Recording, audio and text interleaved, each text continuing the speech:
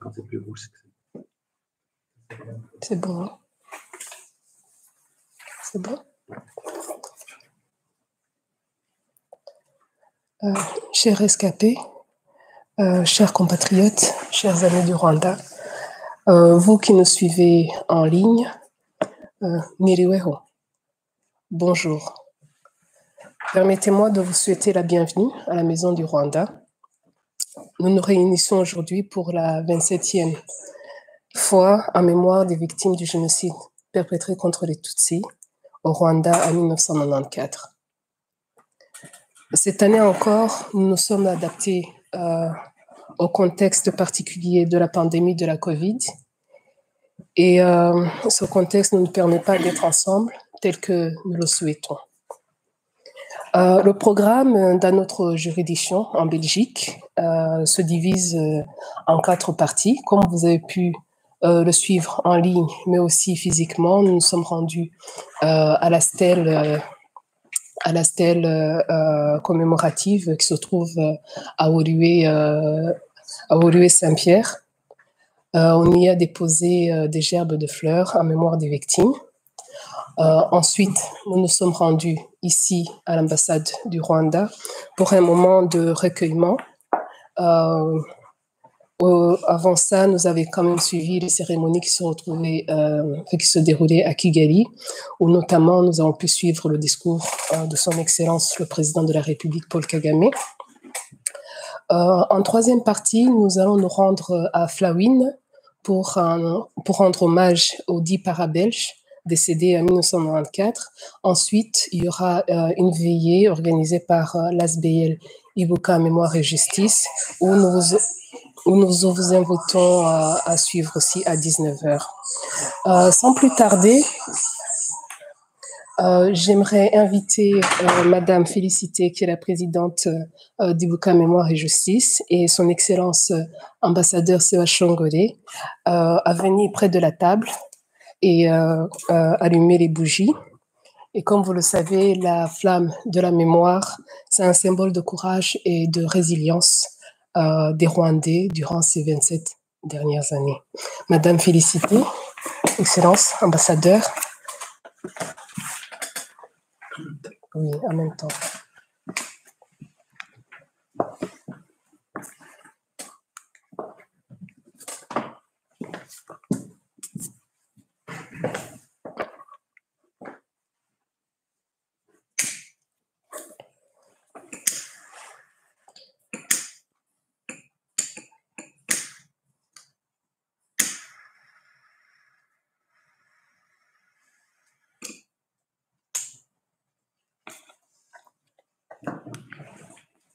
J'aimerais vous inviter à vous lever tous, et également ceux qui nous suivaient en ligne, pour 1 minute de silence en mémoire des victimes du génocide des Tutsis.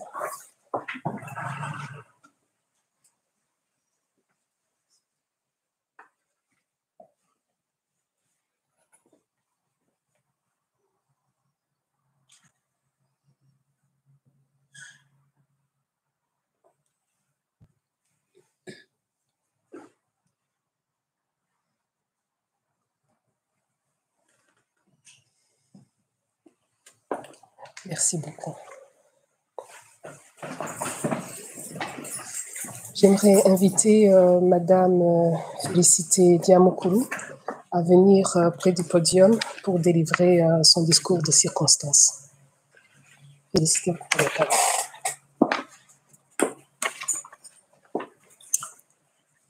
Excellence, Monsieur l'ambassadeur du Rwanda en Belgique, Monsieur le consul du Rwanda en Belgique, Mesdames et Messieurs, chers amis, chers rescapés, bonjour.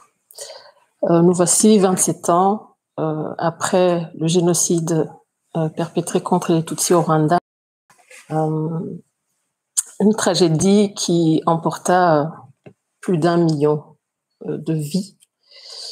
Et nous perpétuons la mémoire, leur mémoire. Voici notre rendez-vous de chaque année, le 7 avril. Nous avons fait du chemin. Il y a 27 ans, nous avons fait ce chemin de survivance, de résistance. Et survivre, d'une part, c'est échapper à la mort, qui était certaine, qui était garantie, une mort qui était garantie par la machette, par des balles, par des grenades.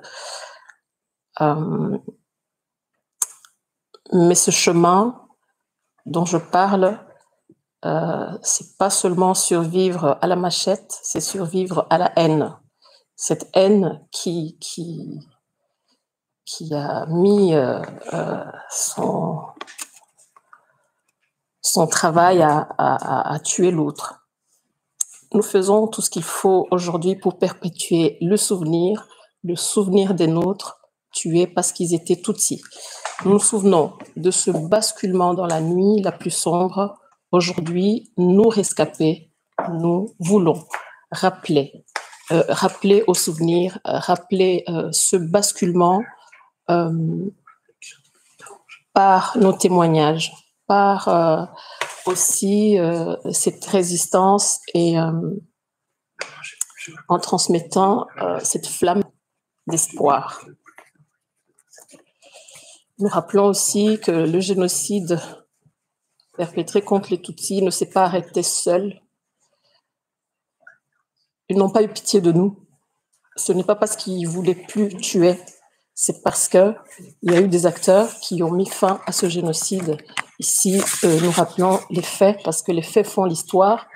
Nous rappelons que sans le FPR, les troupes de l'armée patriotique rwandaise qui avançaient, on n'aurait pas survécu autant que nous sommes, même si peu sont restés, ont échappé à la mort.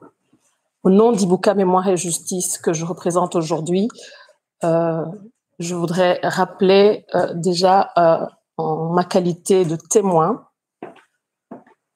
que nous commémorons pour que cette mémoire ne s'efface point. Nous rappelons aujourd'hui que les bourreaux se baladent. Ils se baladent partout.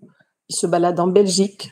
Et notre association Ibuka Mémoire et Justice a dans ses objectifs exactement de perpétuer la mémoire, mais aussi plaider pour que la justice soit faite. C'est ce chemin qu'il nous faut encore faire pour la reconstruction. C'est ce chemin que nous devons encore aujourd'hui rappeler qu'il ne peut pas être effectué seulement par les témoins, par le Rwanda, par uniquement les rescapés, mais c'est un chemin que nous devons partager avec toute l'humanité. C'est un chemin que nous devons absolument rappeler que chacun a quelque chose à apporter, une pierre à l'édifice pour la mémoire, afin que justice soit faite. En cette période de pandémie, nous avons déposé des fleurs ce matin. Nous allons continuer à rappeler tout au long de cette journée et même pendant toute cette période, même si nous sommes obligés de le faire d'une façon virtuelle. Donc, rejoignez-nous dans cette commémoration. Rejoignez-nous, même si c'est virtuel, mais rejoignez-nous surtout pour rappeler que le Rwanda est rené de ses cendres et il se reconstruit. Et nous invitons quiconque pourrait se joindre à la mémoire d'1 million de Tutsis. Nous invitons quiconque pourrait transmettre cette mémoire de nous rejoindre et de venir avec nous ce soir, demain, tout le temps. Il n'y a pas que le 7. Les rescapés vivent avec la douleur tous les jours, mais nous survivons. Nous survivons à la haine, nous survivons à la douleur et nous survivons au chagrin. Je vous remercie.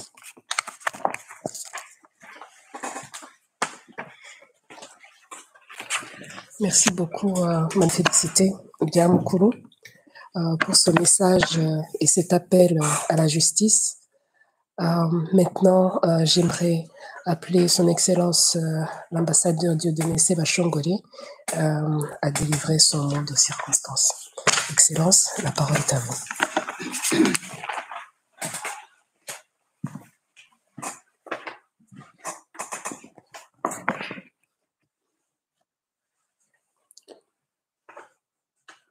Murakoze cyane musangiza w'ijambo Muri aka kanya tumaze kumva ijambo rya nyakubahwa perezida wa repubulika, ijambo ririmo isomo ryinshi ryerekana inzira twaciyemo, tukirimo, ridusaba kuba maso, ariko cyane cyane ntitube ya ntama iribwa y'intare.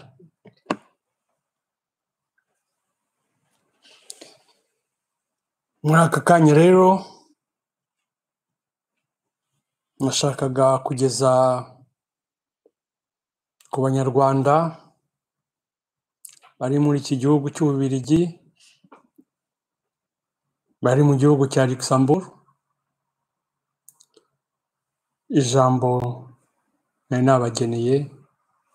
Ndarisoma mu gifaransa kuko nasanze hano abenshi bakoresha ururimi. Chers rescapés, chers compatriotes, chers amis du Rwanda, au nom du gouvernement de la République du Rwanda et en mon nom propre, j'aimerais tout d'abord vous remercier de vous être joints à nous. Nous apprécions ce geste de soutien en ce jour essentiel où nous commémorons la 27e fois les victimes du génocide perpétré contre les Tutsis en 1994 au Rwanda. Mesdames et messieurs, pour la deuxième année consécutive, nous nous réunissons dans les circonstances exceptionnelles qui nous empêchent de nous rassembler en grand nombre. Heureusement, la technologie nous permet malgré tout d'être en communion avec les survivants pour nous souvenir des disparus et mener une réflexion sur les génocides perpétrés contre les Tutsis en 1994. La commémoration est un moment sacré pour rendre hommage aux vies perdues et aux survivants. Nous les honorons en préservant leur mémoire, en restituant l'humanité qu'on leur a enlevée et en confortant les survivants en fait de les aider à trouver la résilience si nécessaire à leur reconstruction. Mesdames et messieurs, le devoir de mémoire exige également de mener une réflexion quant au rôle de l'éducation. Enseigner l'histoire du génocide perpétré contre les Tutsis est le meilleur moyen d'éviter les dérives négationnistes qui prolifèrent en ce moment et dont la Belgique est malheureusement un terreau de prédilection. Un génocide est un phénomène politique, historique spécifique. Il s'agit de la destruction totale, systématique, organisée d'un groupe visé dans son entièreté pour ce qu'il est. D'innombrables documents, témoignages et rapports de recherche facilement accessibles attestent de l'aspect incontestable du génocide qui a ciblé les Tutsis en 1994. Nommer les choses clairement est d'autant plus important que 27 ans après les faits, les négationnistes et les révisionnistes jouent sur les mots et les détails pour distordre les faits et manipuler l'histoire. Il est essentiel que nous soutenions ensemble ce travail de mémoire en fait d'honorer ceux qui sont disparus.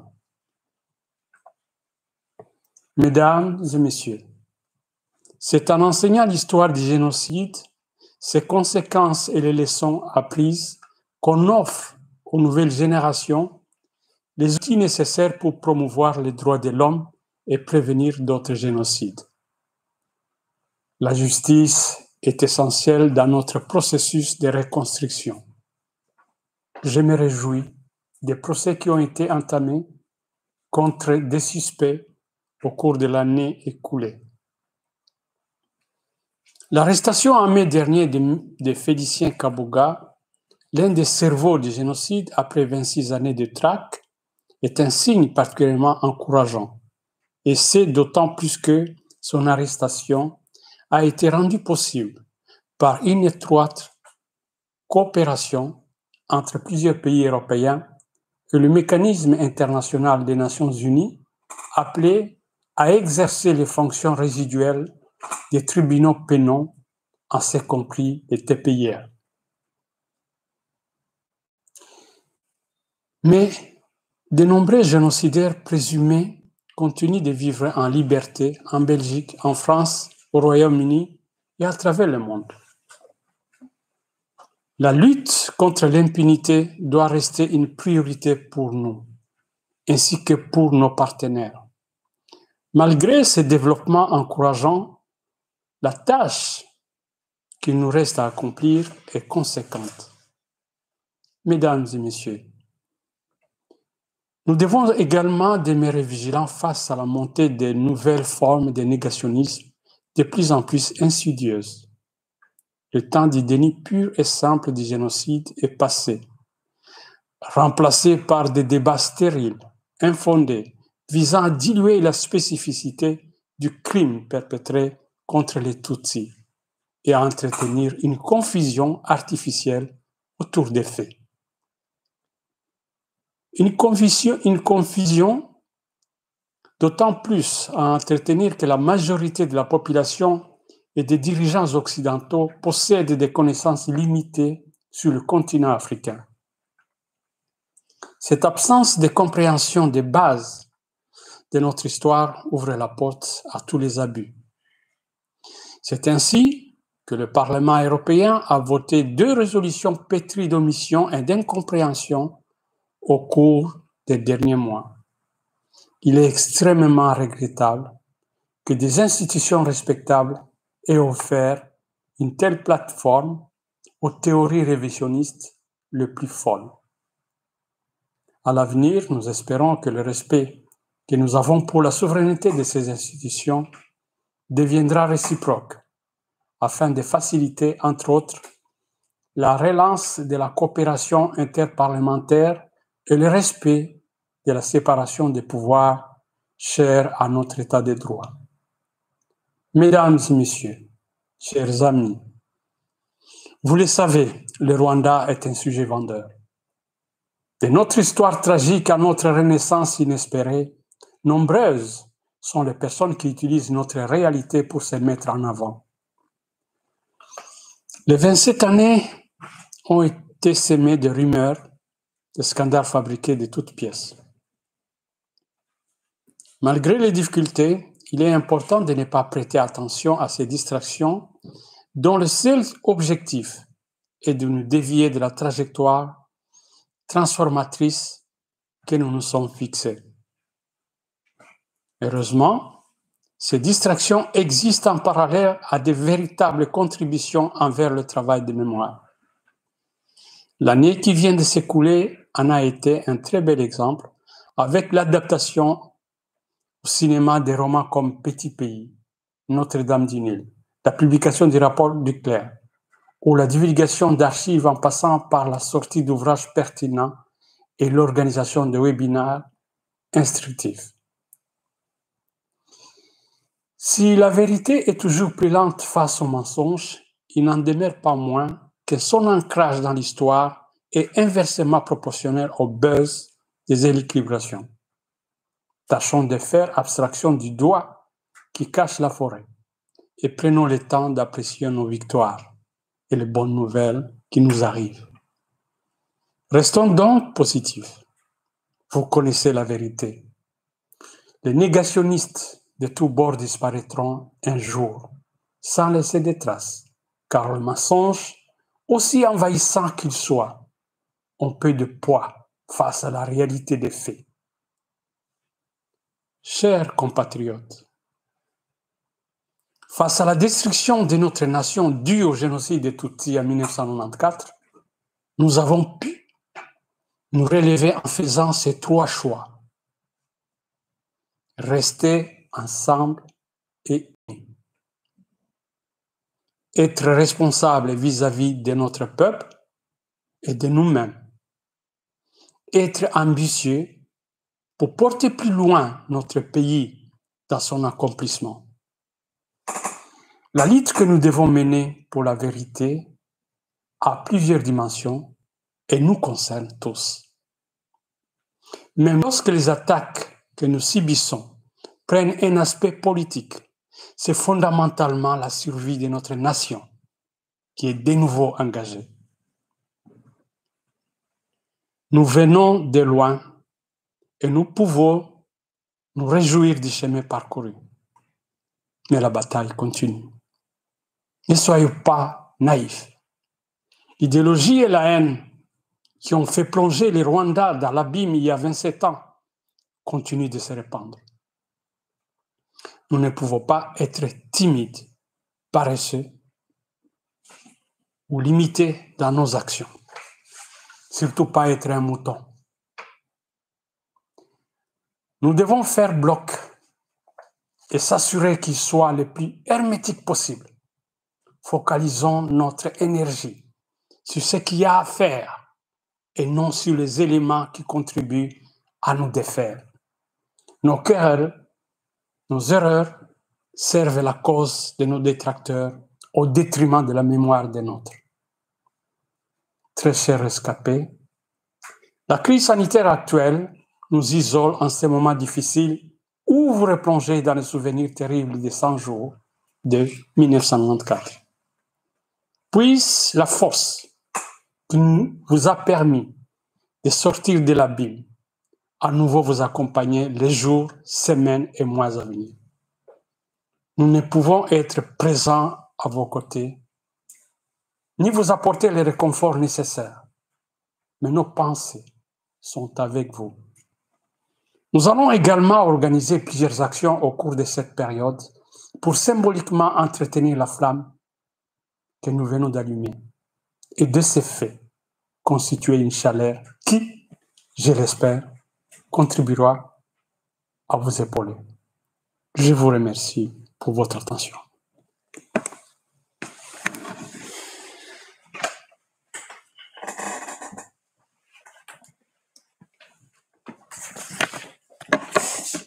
Merci beaucoup, Excellence, pour ce message de solidarité, ce message de soutien, cet appel à la justice. Notamment, vous avez souligné le rôle essentiel de l'éducation à la mémoire. Je pense bien que votre message a été entendu. Nous allons marquer une pause pour partir à Flawin, déposer des gerbes de fleurs en mémoire d'Eddie Casque Bleu, décédé le 7 avril 1994. Ensuite, la soirée continuera ici, en studio à l'ambassade du Rwanda, pour la veillée en mémoire des victimes du génocide perpétré contre les Tutsis. Nous vous remercions de nous avoir suivis en ligne. Nous remercions également ceux qui sont présents ici et dukomeze kwibuka twiyubaka. Murakoze.